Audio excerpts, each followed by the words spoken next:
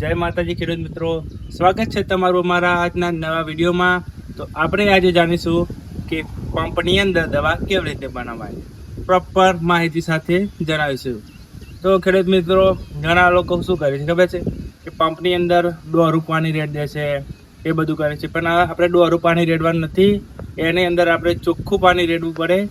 અને આ ઉપર વિડીયો બનાવેલો છે, તો આ વિડીયો જોઈ લો, જોઈને પૂરી માહિતી વિડીયોની અંદર લઈ લો. પંપ બનાવવાની ચાલુ કરી દીધી. પંપની દવા જો આ પંપ છે, અને આની અંદર આપણે દોરું પાણી રેડવાનું, આવી ચોખ્ખું જ પાણી રેડવાનું. થોડી વાર લાગે પણ ચોખ્ખું પાણી રેડવાનું તો રિઝલ્ટ સારું મળે. એટલે અમે દવા બનાવી દઈએ છીએ. પહેલા દવા નહીં રેડવાની, પહેલા પાણી જ રેડવાનું. એક તો પાણી પેલા આવી રીતે એક ડોલ પાણી રેડ દેવાનું, હવે દવા રેડ દેવાની.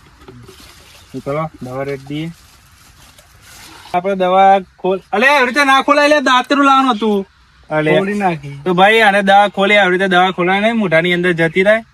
એટલે હા નતો નહીં, અલે એમ ના ખોલાય. વાઘ શું હતું, વાઘ નો નાગ બની જાય. તો ભાઈઓ હવે હરી દવા નાખી દઈએ. અમારા અંદર પાવડર આવે, અને આ પાવડર 50 ગ્રામ નો હોય, તો આપડે 10 ગ્રામ પાવડર નાખશું પેલા પંપમાં. લે દાચરો થોડું રહીને રહે ને, પણ પેલું માપતું જોઈશું. લે માપી પેલા એમાં તો આ પાવડર રહ્યો, પાવડર ના આપડે 20 ગ્રામ નાખવાની. પેલા 10 ગ્રામ નાખી દેવાનું.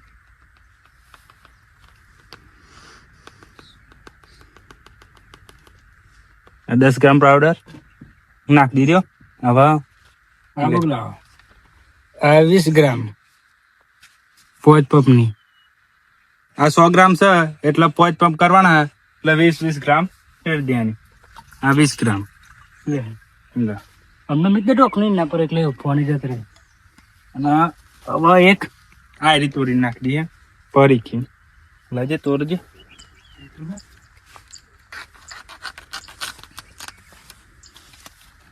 પરીખી તોડી નાખશું આપણે. તેલ છે પણ ના, તેલ જોઈ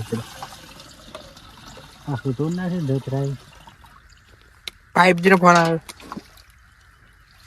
કોણ આવે? દવા રેડી દીધી હે, પાણી રેડ દે ભાઈ. ઉપર પાણી રેડ દે માર ભાઈ. પછી આપણે દવા છંટકાવ કરી નાખીએ. દવાનો બતાવીએ કઈ રીતે છંટકાવ કરીએ અમે.